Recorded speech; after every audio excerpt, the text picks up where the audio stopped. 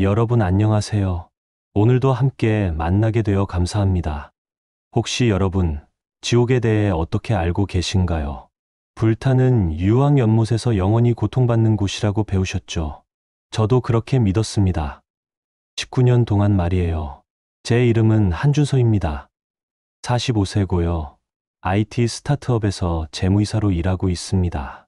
아내와 쌍둥이 딸이 있고요. 2006년에 예수님을 영접했습니다. 열심히 신앙생활했죠. 주일 성수는 물론이고 구역 예배도 빠지지 않았습니다. 그런데 2023년 8월의 어느 날이었어요. 회사 상장 준비로 몇 달째 밤을 새우고 있었습니다.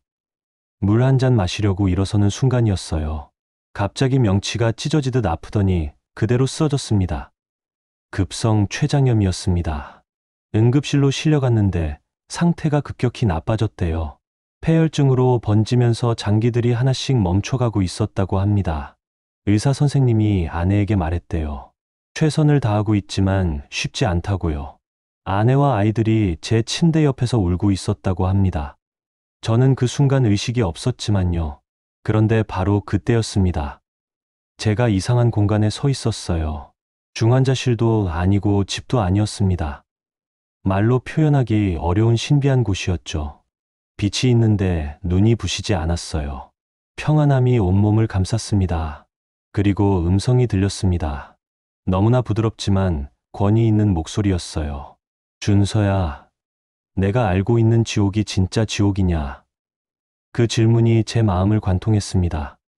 순간 제 평생의 신앙이 흔들렸어요. 저는 떨리는 목소리로 대답했습니다.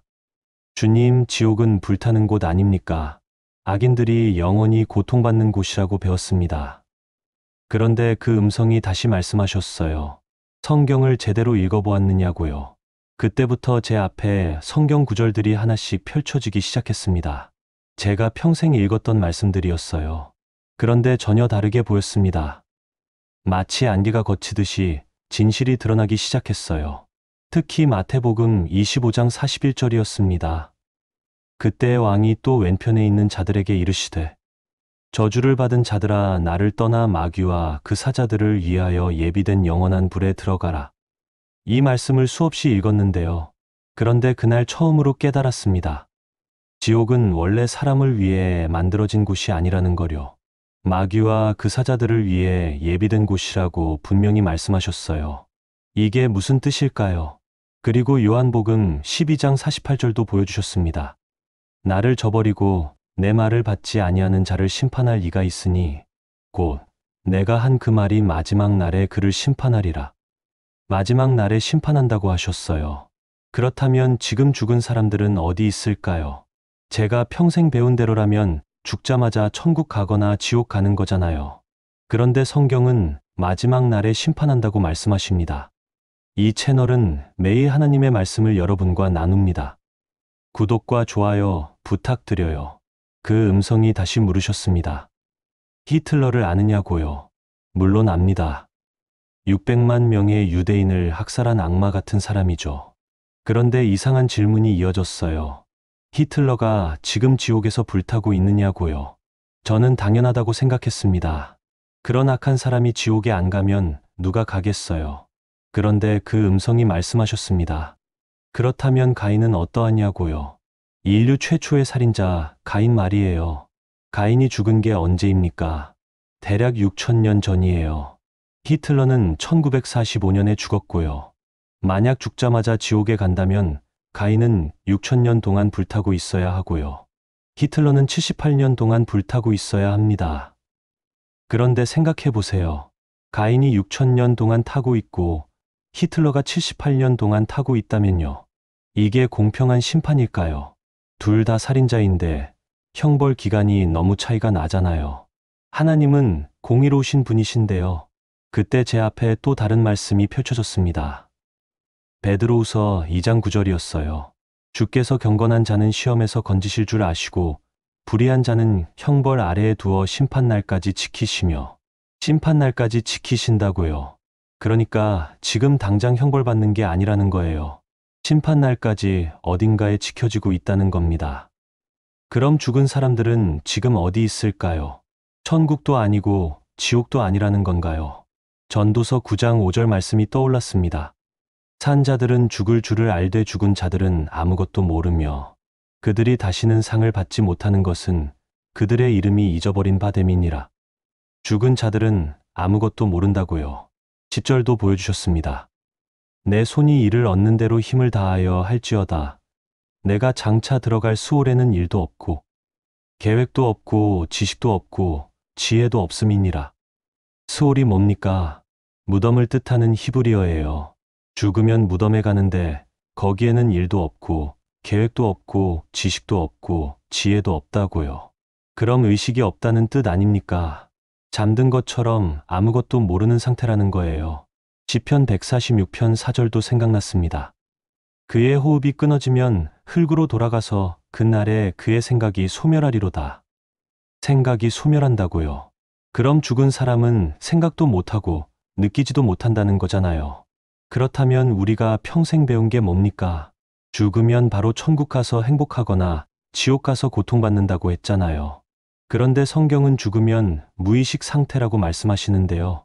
요한복음 11장이 떠올랐습니다. 나사로가 죽었을 때 예수님이 뭐라고 하셨어요? 11절입니다. 이 말씀을 하신 후에 또 이르시되 우리 친구 나사로가 잠들었도다. 그러나 내가 깨우러 가노라. 잠들었다고 하셨어요. 제자들이 잘못 이해했죠. 자는 거면 나을 거라고요. 그래서 예수님이 13절에서 명백히 말씀하셨습니다.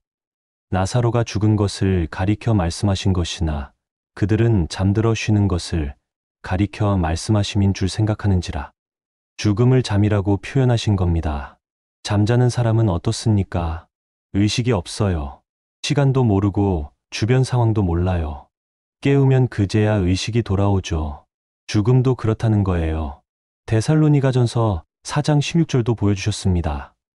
주께서 호령과 천사장의 소리와 하나님의 나팔 소리로 친히 하늘로부터 강림하시리니 그리스도 안에서 죽은 자들이 먼저 일어나고 죽은 자들이 먼저 일어난다고요. 그럼 지금은 일어나지 않았다는 뜻이잖아요. 예수님이 재림하실 때 일어난다는 거예요. 그 전까지는 잠든 상태라는 겁니다. 이게 성경이 말하는 죽음의 상태예요. 고린도전서 15장 52절도 생각났습니다. 나팔 소리가 남의 죽은 자들이 썩지 아니할 것으로 다시 살아나고 우리도 변화되리라. 나팔 소리가 날 때 부활한다고요. 그 전까지는 죽은 상태로 있는 거예요. 그렇다면 정리가 됩니다. 죽은 사람들은 지금 천국이나 지옥에 있지 않아요. 무의식 상태로 잠들어 있는 거예요. 마지막 날 예수님이 재림하실 때 부활하는 겁니다. 그때 심판이 이루어지고요. 의인은 영생으로 악인은 형벌로 들어가는 거죠. 이게 성경이 말하는 순서예요. 죽음, 무의식 수면, 부활, 심판, 그리고 영생이나 형벌이에요. 우리가 배운 것과 완전히 다르죠. 그런데 왜 이렇게 잘못 알려졌을까요? 중세시대 가톨릭 교회의 영향이 컸습니다. 지옥의 공포로 사람들을 통제했어요. 면죄부를 팔기 위해서요. 지옥이 두려우면 돈을 내고 죄사함을 받으려 하잖아요.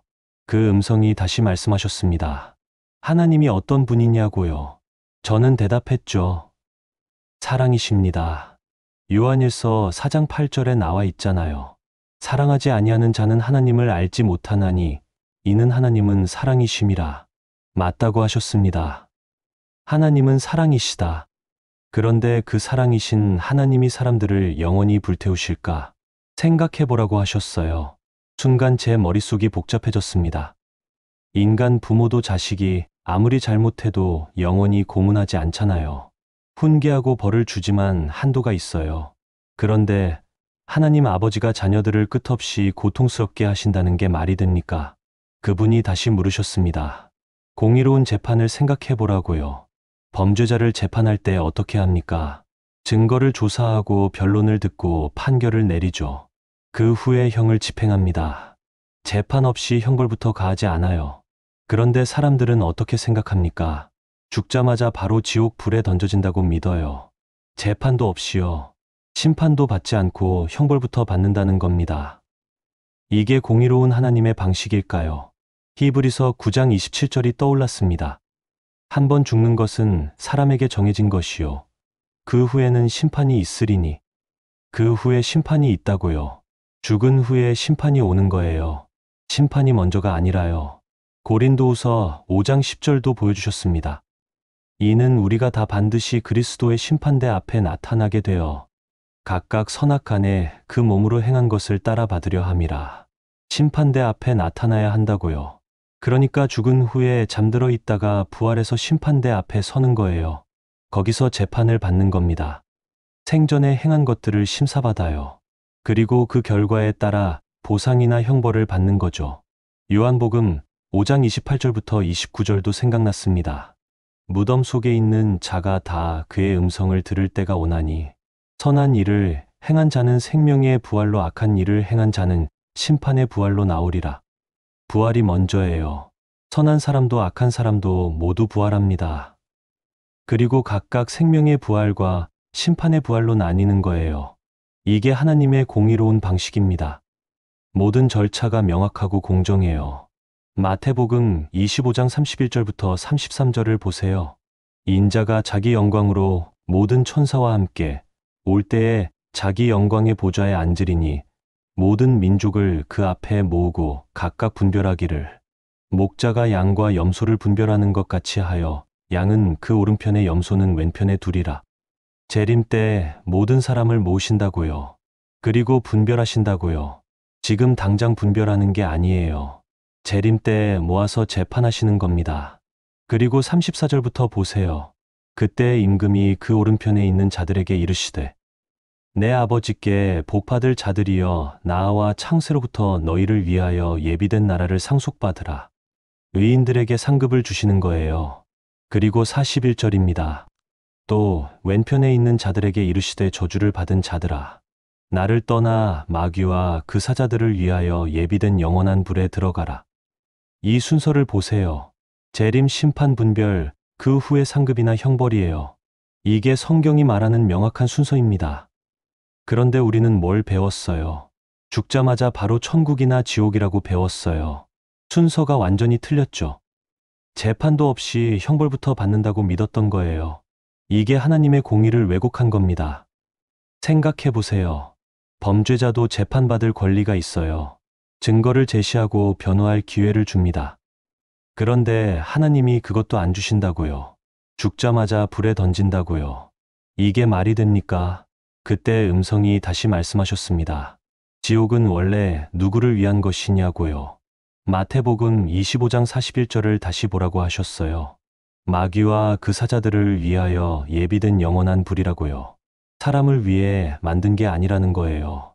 원래 목적은 사탄과 타락한 천사들을 위한 거였어요.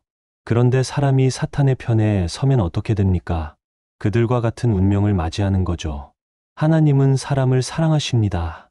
요한복음 3장 16절을 보세요.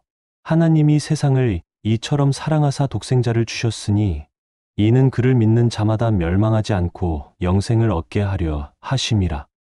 멸망하지 않게 하려고 예수님을 보내신 거예요. 지옥에 보내려고 사람을 만든 게 아니라는 겁니다. 구원하려고 만드신 거예요.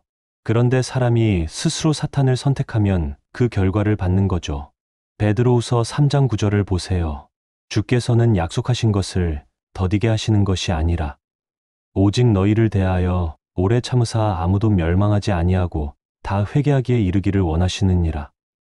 아무도 멸망하지 않기를 원하신다고요. 이게 하나님의 마음이에요. 지옥 보내려고 기다리시는 게 아니라 회개하기를 기다리시는 거예요. 구원하려고 오래 참으시는 겁니다. 그렇다면 왜 지옥이 필요할까요? 죄는 반드시 심판받아야 하기 때문입니다. 하나님은 사랑이시지만 동시에 공의로우신 분이에요. 죄를 그냥 넘어가실 수 없어요. 공의가 무너지니까요.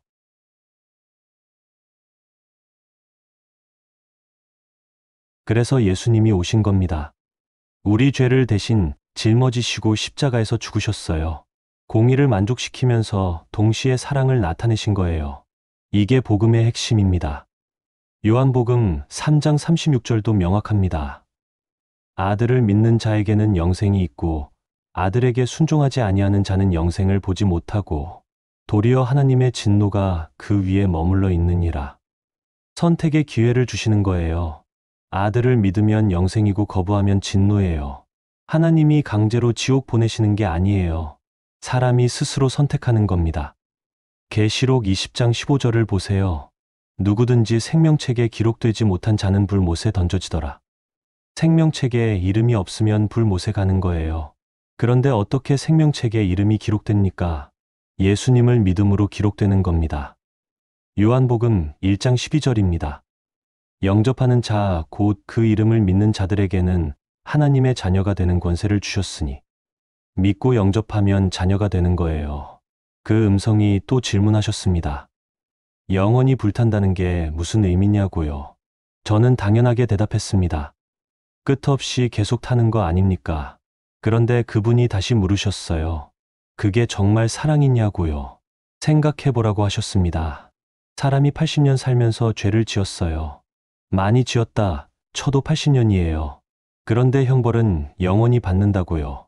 10억 년이 지나도 끝나지 않는다고요. 이게 공정한 심판일까요? 인간 법정도 죄에 비례해서 형량을 정하잖아요. 살인은 무기징역이고 절도는 몇 년이에요. 죄의 무게에 따라 형벌이 달라지는 거죠. 그런데 하나님은 어떤 죄든 똑같이 영원한 형벌이라고요. 그때 마태복음 10장 28절이 떠올랐습니다. 몸은 죽여도 영혼은 능히 죽이지 못하는 자들을 두려워하지 말고 오직 몸과 영혼을 능히 지옥에 멸하실 수 있는 이를 두려워하라. 멸하신다고 했어요. 멸한다는 게 뭡니까? 사라지게 한다는 거잖아요. 영원히 고통받는 게 아니라 멸망시키신다는 거예요. 로마서 6장 23절도 그렇죠.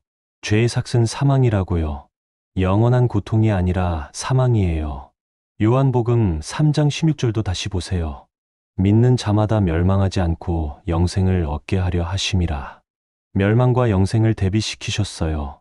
영원한 고통과 영생이 아니에요. 멸망과 영생이에요. 데살로니가후서 1장 9절도 명확합니다. 주의 얼굴과 그의 힘의 영광을 떠나 영원한 멸망의 형벌을 받으리로다. 영원한 고통이 아니라 영원한 멸망이에요. 그 결과가 영원한 거예요. 불이 영원히 타는 게 아니라 그 결과가 영원한 겁니다. 한번 멸망하면 다시 살아날 수 없어요. 영원히 사라지는 거죠. 이게 영원한 멸망의 의미예요. 말라기 4장 1절부터 3절을 보세요.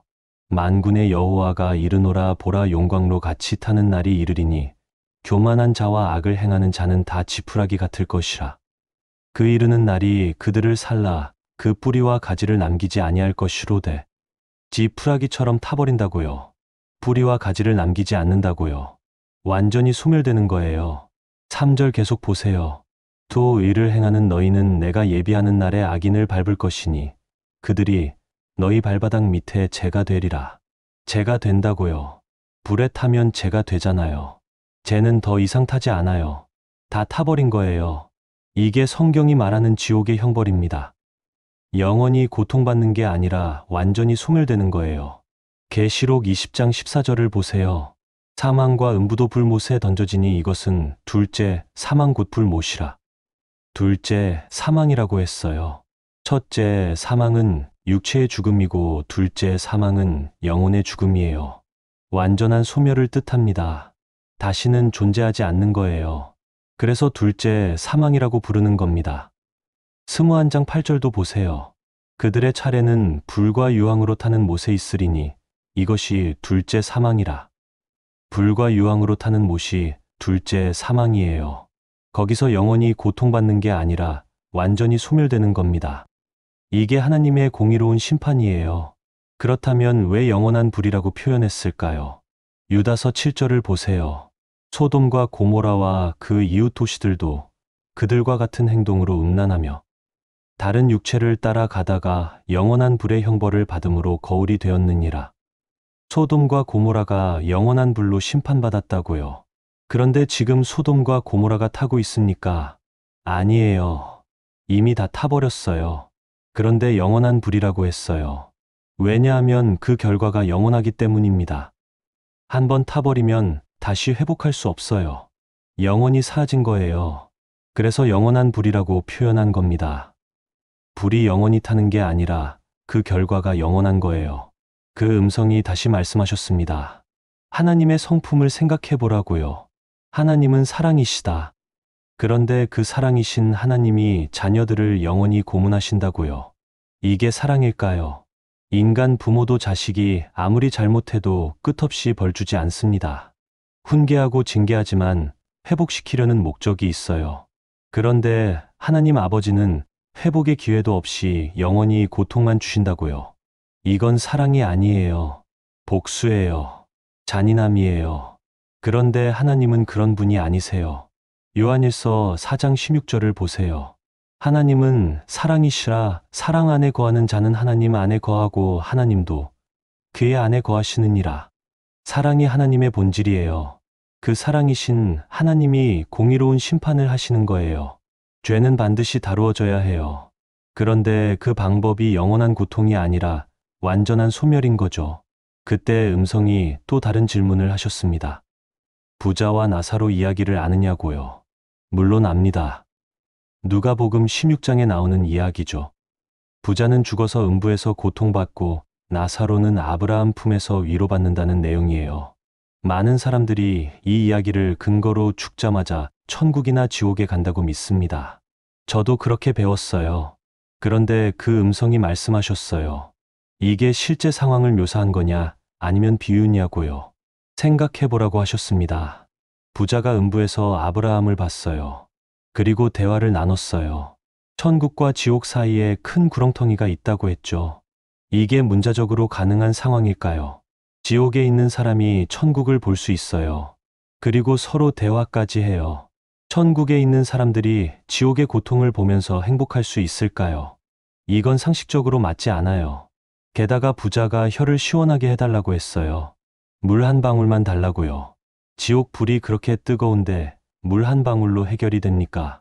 이건 문자적 묘사가 아니라 교훈을 주기 위한 비유예요.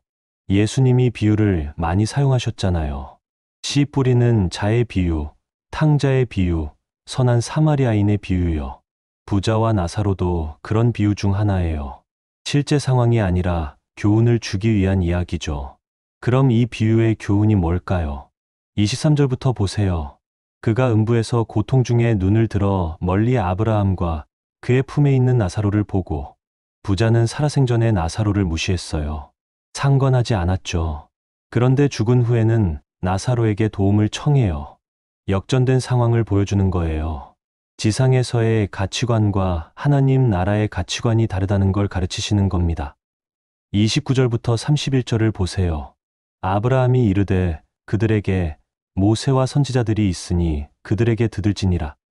이르되 그렇지 아니하니이다. 아버지 아브라함이여 만일 죽은 자에게서 그들에게 가는 자가 있으면 회개하리이다. 이르되 모세와 선지자들에게 듣지 아니하면 비록 죽은 자 가운데서 살아나는 자가 있을지라도 권함을 받지 아니하리라 하셨다 하시니라. 이게 핵심 메시지예요. 성경 말씀이 있는데도 듣지 않는 사람들은 기적을 봐도 믿지 않는다는 거예요. 부자와 나사로 비유는 죽음 이후의 상태를 가르치려는 게 아니에요. 지금 말씀에 순종하라는 교훈을 주는 겁니다. 그리고 이 비유는 당시 유대인들이 믿던 개념을 사용하신 거예요. 음부, 아브라함의 품, 이런 표현들은 유대 전통에서 나온 겁니다. 예수님이 그들의 언어로 교훈을 주신 거죠. 예수님이 탕자의 비유에서 돼지치는 이야기를 하셨어요. 그렇다고 실제로 그런 아들이 있었다는 게 아니잖아요. 비유예요. 부자와 나사로도 마찬가지입니다. 교훈을 위한 비유인 거죠. 그 음성이 다시 말씀하셨습니다. 성경 전체의 맥락을 봐야 한다고요. 한두 구절로 교리를 만들면 안 된다고요. 성경 전체가 일관되게 말씀하시는 게 뭔지 봐야 한다고요. 죽은 자의 상태에 대해 성경이 뭐라고 합니까? 전도서는 아무것도 모른다고 했어요. 시편은 생각이 소멸한다고 했어요. 요한복음은 잠들었다고 했어요. 데살로니가전서는 그리스도 안에서 잠든 자들이라고 했어요. 성경 전체가 일관되게 죽음을 수면 상태로 표현합니다. 의식이 없는 상태예요. 그런데 부자와 나사로 한 비유만 가지고 죽자마자 의식이 있다고 주장하는 건 성경 해석의 원칙에 맞지 않아요. 고린도후서 5장 8절은 어떻습니까?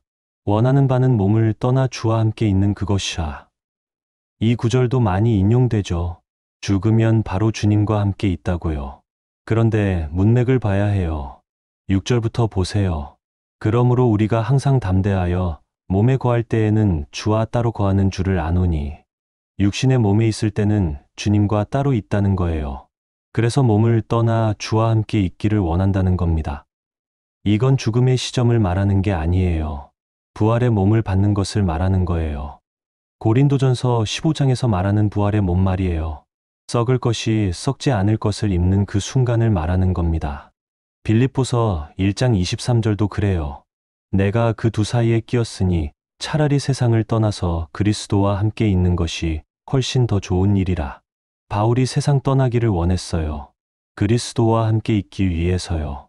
그런데 이것도 부활을 전제로 한 말입니다. 바울은 부활을 확신했어요. 죽음은 잠이고 부활 때에 깨어난다는 걸 알았어요. 그래서 죽음을 두려워하지 않고 오히려 원할 수 있었던 거죠. 죽은 자에게는 시간 개념이 없어요. 잠든 사람처럼요. 눈 감았다 뜨면 부활의 아침이에요. 그 순간 그리스도와 함께 있는 거죠. 바울은 그걸 알았기에 세상 떠나는 걸 두려워하지 않았어요. 그 음성이 또 다른 말씀을 보여주셨습니다. 누가복음 23장 43절이었어요. 예수께서 이르시되 내가 진실로 내게 이르노니 오늘 내가 나와 함께 낙원에 있으리라. 십자가 위에서 강도에게 하신 말씀이죠. 많은 사람들이 이 구절로 죽자마자 낙원에 간다고 믿습니다. 예수님이 오늘 낙원에 있으리라고 하셨으니까요. 그런데 생각해봐야 할 게 있어요. 예수님이 정말 그날 낙원에 가셨을까요? 요한복음 20장 17절을 보세요. 부활하신 후 막달라 마리아에게 하신 말씀이에요. 예수께서 이르시되 나를 붙들지 말라. 내가 아직 아버지께로 올라가지 아니하였노라. 부활 후에도 아직 아버지께 안 갔다고 하셨어요. 십자가에서 돌아가신 게 금요일이에요. 부활하신 게 일요일이고요. 그런데 일요일 아침에도 아직 아버지께 안 갔다고 하셨어요. 그럼 금요일에 낙원에 간 게 아니잖아요. 원어 성경에는 문장부호가 없었어요. 나중에 번역자들이 넣은 겁니다. 쉼표를 어디에 찍느냐에 따라 의미가 달라져요. 오늘 내가 나와 함께 낙원에 있으리라가 아니라요. 내가 오늘 내게 이르노니 내가 나와 함께 낙원에 있으리라로 읽어야 해요. 오늘 약속하는 거예요. 오늘 낙원에 가는 게 아니라요. 미래에 부활할 때 낙원에서 함께 있게 될 거라는 약속이에요. 그 음성이 다시 말씀하셨습니다. 성경은 모순이 없다고요. 한 구절이 다른 모든 구절과 조화를 이루어야 한다고요. 만약 해석이 다른 구절들과 충돌한다면 그 해석이 잘못된 거라고요. 죽은 자는 무의식이라는 구절들이 수없이 많아요. 그런데 한두 구절 때문에 그 모든 걸 무시할 수 없어요. 성경 전체의 일관된 가르침을 따라야 하는 거죠. 계시록 14장 11절은 어떻습니까? 그 고난의 연기가 세세토록 올라가리로다. 세세토록이면 영원히 타는 거 아닙니까? 그런데 이것도 문맥을 봐야 해요. 9절부터 읽어보세요. 짐승과 그의 우상에게 경배하고 그의 이름의 표를 받는 자는 누구든지 특정한 사람들을 말하는 거예요. 짐승을 경배한 사람들이에요. 이건 마지막 때의 상징적 표현입니다. 그리고 연기가 세세토록 올라간다는 건 그 심판이 완전하다는 뜻이에요. 소돔과 고모라의 연기처럼요. 이사야 34장 10절을 보세요. 에돔의 심판을 말하는데 그 연기가 밤낮 끊이지 않고 영원히 올라간다고 했어요. 그런데 지금 에돔이 타고 있습니까? 아니에요. 이미 멸망했어요. 연기가 영원히 올라간다는 건 그 멸망이 완전하다는 상징적 표현이에요. 다시는 회복되지 않는다는 뜻이죠. 계시록 20장 10절도 그래요. 또 그들을 미혹하던 마귀가 불과 유황못에 던져지니 거기는 그 짐승과 거짓 선지자도 있어 그들이 밤낮 세세토록 괴로움을 받으리라. 마귀와 짐승과 거짓 선지자에 대한 말씀이에요. 사람에 대한 게 아니에요. 영적 존재들에 대한 심판이에요.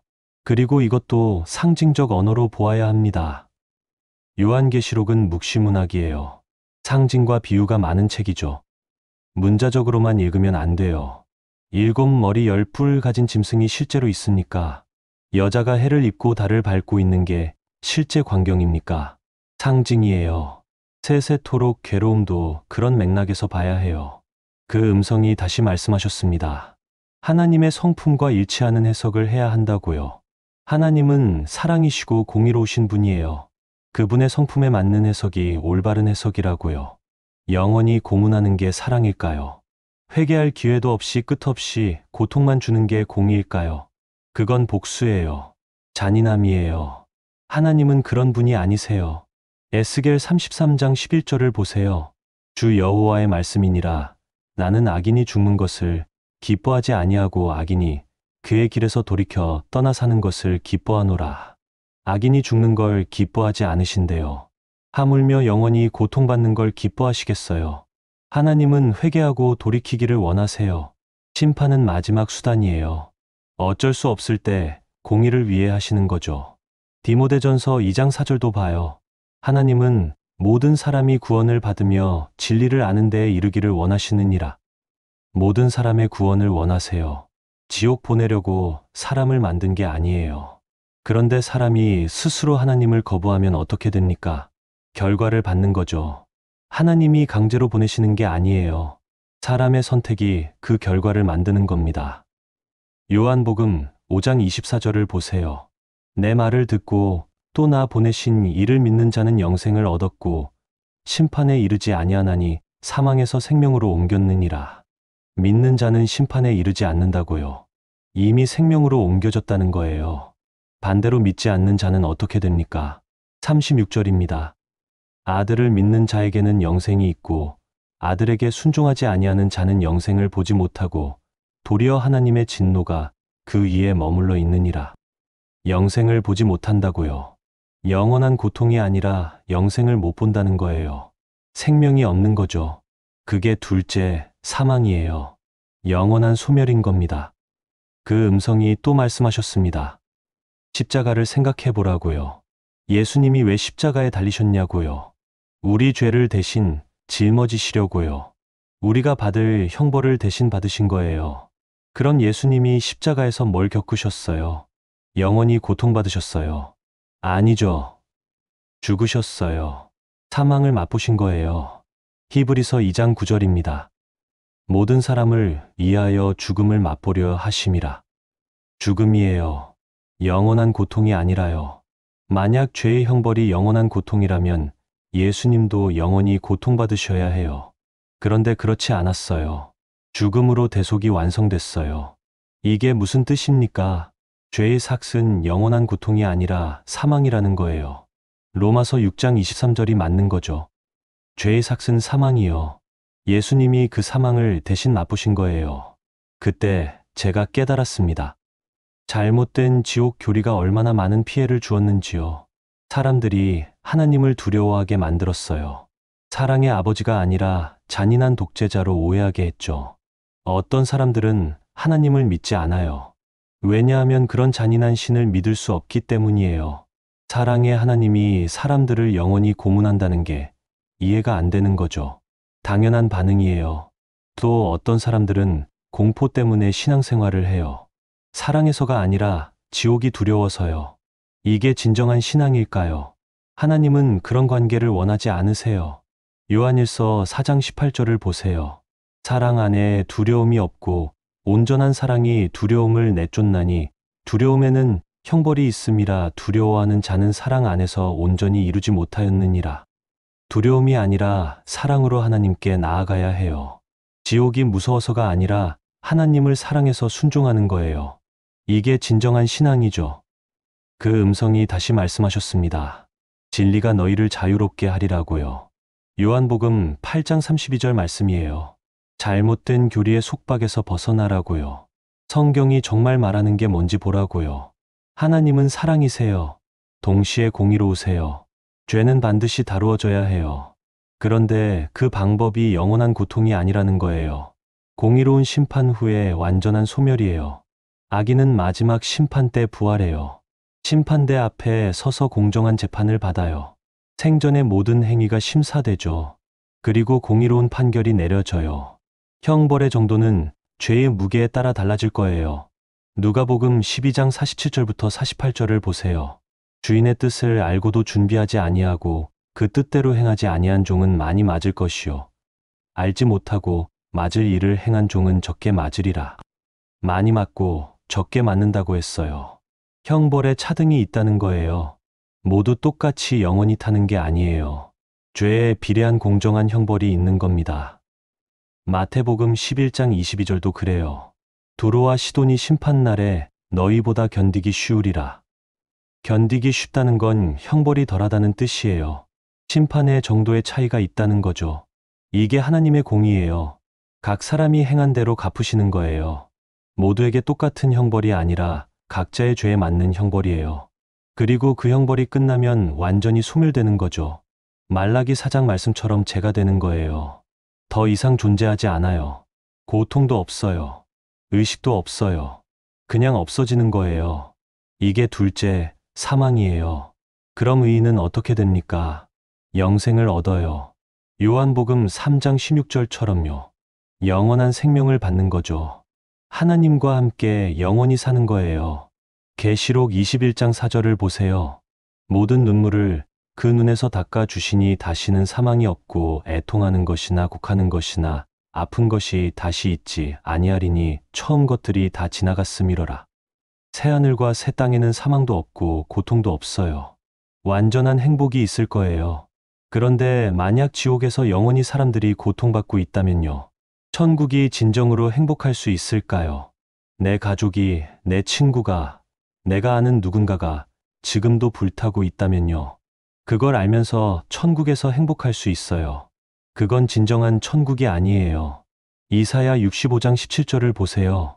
보라, 내가 새하늘과 새 땅을 창조하나니 이전 것은 기억되거나 마음에 생각나지 아니할 것이라. 이전 것이 기억되지 않는다고요. 만약 지옥이 영원히 존재한다면 이전 것이 계속 있는 거잖아요. 그런데 성경은 이전 것이 완전히 사라진다고 말씀해요. 죄와 악과 고통이 완전히 소멸되는 거예요. 계시록 21장 1절도 그래요. 또 내가 새하늘과 새 땅을 보니 처음 하늘과 처음 땅이 없어졌고 바다도 다시 있지 않더라. 처음 것이 없어졌다고요. 완전히 새로워지는 거예요. 그때 모든 게 회복돼요. 에덴 동산처럼요. 아니 에덴보다 더 좋아질 거예요. 하나님이 원래 계획하신 완벽한 세상이 되는 거죠. 로마서 8장 21절을 보세요. 그 바라는 것은 피조물도 썩어짐의 종 노릇한 데서 해방되어 하나님의 자녀들의 영광의 자유에 이르는 것이니라. 피조물 전체가 회복된다고요. 죄로 망가진 모든 것이 회복돼요. 완전한 새 창조가 이루어지는 거예요. 그 세상에는 지옥도 없고 사망도 없고 고통도 없어요. 완전한 하나님의 나라가 임하는 겁니다. 그 음성이 마지막으로 말씀하셨습니다. 이제 돌아가라고요. 내가 깨달은 진리를 사람들에게 전하라고요. 잘못된 교리로 고통받는 사람들에게 하나님의 진정한 성품을 알려주라고요. 그러면서 마지막 말씀을 하셨어요. 하나님을 두려워하지 말고 사랑하라고요. 공포가 아니라 사랑으로 하나님께 나아오라고요. 그게 아버지의 마음이라고요. 순간 눈물이 쏟아졌습니다. 19년 동안 제가 믿었던 하나님은 누구였을까요? 늘 감시하시고 벌 주실 준비를 하시는 분으로 생각했어요. 실수하면 지옥 불에 던지실 것 같았죠. 그런데 진짜 하나님은 그런 분이 아니었어요. 사랑이신 아버지였어요. 우리를 구원하시려고 독생자까지 보내신 분이었어요. 회개하고 돌아오기를 애타게 기다리시는 분이었죠. 요한복음 3장 17절이 떠올랐습니다. 하나님이 그 아들을 세상에 보내신 것은 세상을 심판하려 하심이 아니요 그로 말미암아 세상이 구원을 받게 하려 하심이라. 심판하려 보낸 게 아니라 구원하려 보낸 거예요. 그때 갑자기 몸이 무거워졌습니다. 아래로 당겨지는 느낌이었어요. 그 빛의 공간이 점점 멀어졌죠. 그리고 제가 어디론가 떨어지는 것 같았어요. 다음 순간 제 귀에 들린 건 삐하는 기계음이었습니다. 눈을 뜨니 천장이 보였어요. 중환자실이었죠. 몸에 온갖 선들이 연결되어 있었어요. 숨 쉬는 것도 힘들었습니다. 아내가 제 손을 잡고 있었어요. 눈을 감고 기도하고 있더라고요. 제가 손가락을 움직이자 아내가 깜짝 놀라 눈을 떴어요. 여보, 눈을 떴어요. 의사 선생님을 불러야 해요. 의료진이 달려왔습니다. 여기저기 확인하더니 놀란 표정을 지었어요. 기적입니다. 정말 기적이에요. 내 손상이 심해서 깨어나기 어려울 거라고 했거든요. 그런데 깨어나셨어요. 게다가 신경학적 이상이 없어 보입니다. 손발도 움직이시고 눈도 초점이 맞고요. 정말 놀라운 일입니다. 의사 선생님이 고개를 저으며 말했어요. 의학적으로 설명이 안 됩니다. 아내가 눈물을 흘리며 제 손을 꽉 잡았어요. 쌍둥이 딸들도 울면서 아빠를 불렀죠. 온 가족이 눈물바다였어요. 제 눈에서도 눈물이 흘러내렸습니다. 나중에 들으니 제가 6일 동안 의식이 없었대요.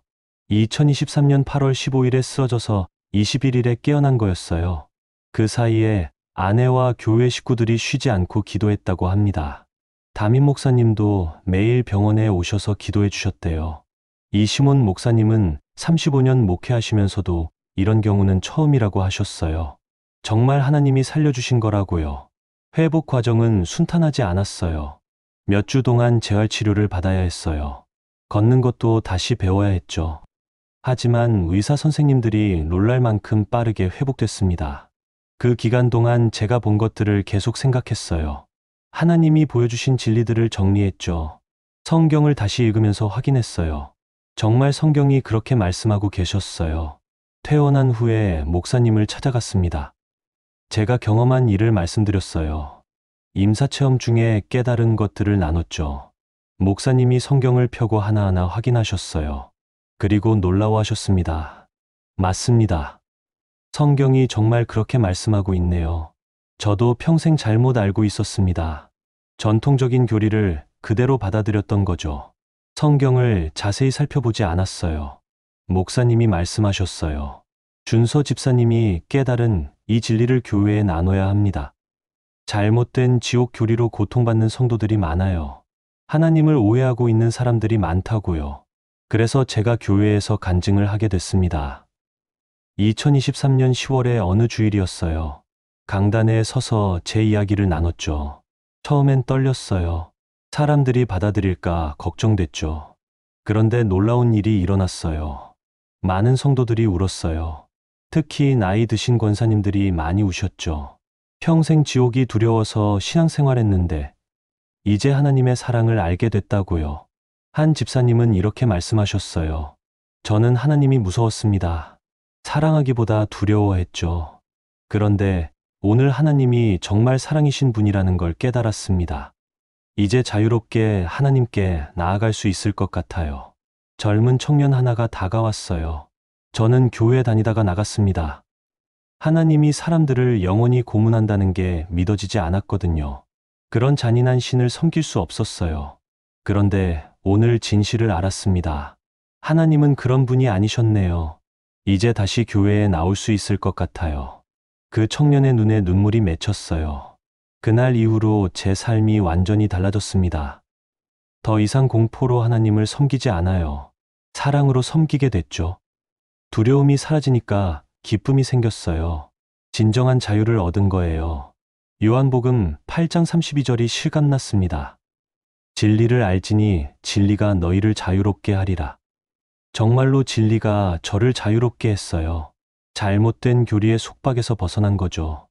회사에도 복직했어요. 2023년 11월부터 다시 일을 시작했죠. 동료들이 놀라워했어요. 그렇게 위독했던 사람이 완전히 회복되어 돌아왔다고요. 기적이라고들 했어요. 그리고 제가 달라진 걸 느꼈대요. 전에는 늘 긴장하고 완벽주의에 사로잡혀 있었다고요. 그런데 이제는 평안해 보인다고요. 얼굴에서 빛이 난다고 했어요. IT 스타트업 재무이사로 일하면서도 제 사명을 잊지 않아요. 하나님이 보여주신 진리를 나누는 거예요. 직장 동료들에게도 기회가 될 때마다 이야기해요. 어떤 이는 교회 다니는 게 싫다고 했어요. 지옥이 너무 무섭다고요. 그래서 제가 성경이 정말 말하는 게 뭔지 설명해 줬죠. 그 친구가 관심을 갖기 시작했어요. 지금은 그로부터 2년이 지났습니다. 2025년 10월이네요. 그동안 많은 사람들과 이 진리를 나눴어요. 교회 안팎에서 간증하고 성경 공부를 인도했죠. 놀라운 건 이 진리를 알게 된 사람들이 변화된다는 거예요. 하나님에 대한 두려움이 사랑으로 바뀌어요. 신앙생활이 의무가 아니라 기쁨이 되죠. 어떤 분은 평생 우울증에 시달렸대요. 언제 죽을지 모르고 지옥에 갈까봐 두려웠다고요. 그런데 진리를 알고 나서 우울증이 나았다고 해요. 하나님의 사랑을 깨닫게 된 거죠. 또 어떤 분은 불신자 가족 때문에 괴로워했어요. 가족이 지옥에서 영원히 고통받을 거라고 생각하니 견딜 수 없었대요. 그런데 이제는 평안을 찾았다고 합니다. 하나님의 공의와 사랑을 믿게 됐대요. 하나님이 공정하게 심판하실 거고 불필요한 고통은 주지 않으실 거라고요. 그래도 가족 구원을 위해 기도하지만 공포는 사라졌다고 해요. 여러분, 오늘 제가 나눈 이야기가 어떠셨나요? 혹시 놀라셨나요? 평생 배운 것과 다른 내용이라 혼란스러우실 수도 있어요. 그럴 수 있습니다. 저도 처음엔 그랬어요. 19년 동안 믿었던 게 틀렸다는 걸 받아들이기 어려웠죠. 그런데 성경을 직접 읽어보세요. 제가 인용한 구절들을 찾아보세요. 성경이 정말 뭐라고 말씀하시는지 확인하세요. 전통이나 교리가 아니라 성경 자체가 뭐라고 하는지 보세요. 그러면 진리를 발견하실 거예요. 하나님은 사랑이십니다. 요한일서 4장 8절이 분명히 말씀해요. 하나님은 사랑이시라고요. 그 사랑이신 하나님이 우리를 영원히 고문하실 리 없어요. 동시에 하나님은 공의로우십니다. 죄는 반드시 심판받아야 해요. 그래서 예수님이 오신 거예요. 우리 죄를 대신 짊어지시고 십자가에서 죽으신 거죠. 그 사랑을 믿으세요. 십자가의 사랑을 받아들이세요. 예수님을 구주로 영접하세요. 그러면 영생을 얻게 될 거예요. 심판을 면하고 생명을 얻는 거죠. 로마서 10장 9절을 보세요. 내가 만일 내 입으로 예수를 주로 시인하며 또 하나님께서 그를 죽은 자 가운데서 살리신 것을 내 마음에 믿으면 구원을 받으리라. 이렇게 간단해요. 예수님을 주로 시인하고 부활을 믿으면 구원받아요. 복잡한 게 아니에요. 종교적 행위가 많이 필요한 것도 아니에요. 믿음으로 받는 거예요. 에베소서 2장 8절부터 9절입니다. 너희는 그 은혜에 의하여 믿음으로 말미암아 구원을 받았으니 이것은 너희에게서 난 것이 아니요 하나님의 선물이라. 행위에서 난 것이 아니니 이는 누구든지 자랑하지 못하게 함이라. 구원은 선물이에요. 하나님이 주시는 거예요. 우리가 노력해서 얻는 게 아니라 은혜로 받는 거죠.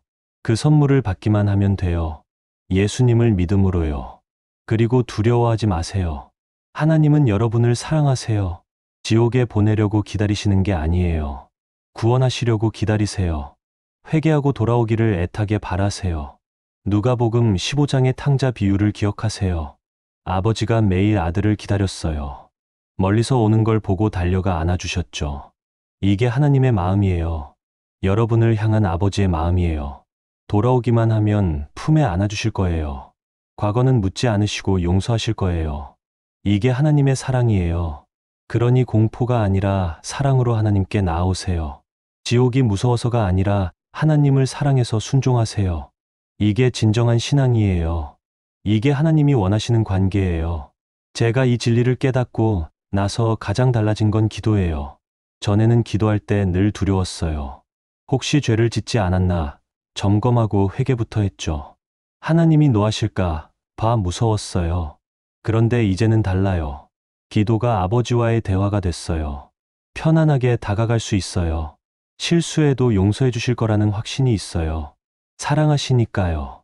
히브리서 4장 16절이 실감나요. 그러므로 우리는 긍휼하심을 받고 때를 따라 돕는 은혜를 얻기 위하여 은혜의 보좌 앞에 담대히 나아갈지니라. 담대히 나아가라고 하셨어요. 두려워 떨면서가 아니라 담대히요. 왜냐하면 하나님이 사랑이시고 긍휼이 풍성하시기 때문이에요. 이게 신약의 복음이에요. 은혜의 복음이죠. 여러분도 이 자유를 누리셨으면 좋겠어요. 잘못된 지옥 교리의 속박에서 벗어나세요. 하나님에 대한 오해를 풀으세요. 그분의 진짜 성품을 알아가세요. 성경을 다시 읽어보세요. 선입견 없이 있는 그대로 읽어보세요. 전통이 뭐라고 하든 성경이 뭐라고 말씀하시는지 보세요. 성령님이 깨닫게 해주실 거예요. 요한복음 16장 13절입니다. 그러나 진리의 성령이 오시면 그가 너희를 모든 진리 가운데로 인도하시리니. 성령님이 진리로 인도하신대요. 구하면 가르쳐 주실 거예요. 열린 마음으로 성경을 대하세요. 배울 자세로 읽으세요. 그러면 하나님이 정말 어떤 분이신지 알게 될 거예요. 사랑이 얼마나 크신지 깨닫게 될 거예요. 그리고 그 사랑을 경험하세요. 머리로만 아는 게 아니라 가슴으로 느끼세요. 하나님이 여러분을 얼마나 사랑하시는지 체험하세요. 그게 신앙의 핵심이에요. 에베소서 3장 17절부터 19절을 보세요. 믿음으로 말미암아 그리스도께서 너희 마음에 계시게 하시옵고 너희가 사랑 가운데서 뿌리가 박히고 터가 굳어져서 능히 모든 성도와 함께 지식에 넘치는 그리스도의 사랑을 알아. 그리스도의 사랑을 알라고 하셨어요. 지식에 넘치는 사랑이래요. 너무 크고 깊어서 다 알 수 없는 사랑이에요. 그 사랑 안에 거하라고 하셨어요. 여러분, 오늘 이 메시지가 여러분의 삶을 바꾸는 계기가 되길 바랍니다. 저처럼 죽을 고비를 넘겨야만 깨닫는 게 아니에요. 지금 이 자리에서 깨달을 수 있어요. 하나님은 사랑이세요. 여러분을 사랑하세요. 구원하기 원하세요. 영생을 주시길 원하세요. 이게 복음이에요. 좋은 소식이죠. 기쁜 소식이에요. 그 소식을 믿으세요. 받아들이세요. 예수님을 영접하세요. 그러면 하나님의 자녀가 되어 영생을 얻게 돼요. 더 이상 두려워할 필요가 없어요. 로마서 8장 15절입니다. 너희는 다시 무서워하는 종의 영을 받지 아니하고 양자의 영을 받았으므로 우리가 아빠 아버지라고 부르짖느니라. 무서워하는 종이 아니라 양자래요. 하나님의 자녀예요. 아빠라고 부를 수 있는 관계예요. 이렇게 친밀한 관계를 주신 거예요. 공포의 관계가 아니라 사랑의 관계죠. 이 채널은 매일 하나님의 말씀을 나눕니다. 성경의 진리를 함께 공부해요. 잘못 알려진 교리를 바로잡고 진짜 복음을 전해요. 구독하시고 알림 설정하세요. 여러분의 신앙에 도움이 되는 콘텐츠를 계속 만들어 갈게요. 댓글로 여러분의 생각도 나눠주세요. 질문이 있으면 남겨주시고요. 함께 진리를 찾아가요.